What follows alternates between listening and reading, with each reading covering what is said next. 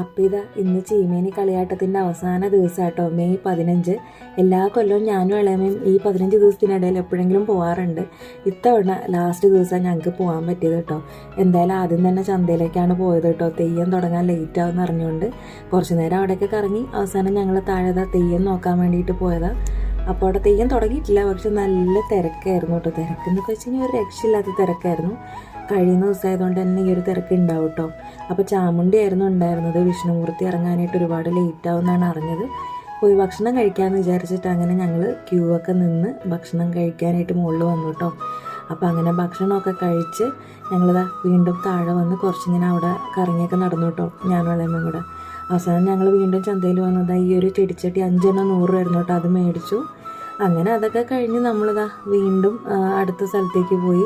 അവിടെയും കുറച്ച് സമയം ഇങ്ങനെ കറങ്ങി തിരിഞ്ഞ് നമ്മൾ പിന്നെ തിരിച്ച് അപ്പൂസിന് ഈ ഒരു കളിപ്പാട്ടവും മേടിച്ചിട്ട് വീട്ടിലേക്ക് പോകാമെന്ന് വിചാരിച്ചു. ഇന്ന് ഇത്രയൊക്കെ ഉള്ളൂ വിശേഷങ്ങൾ.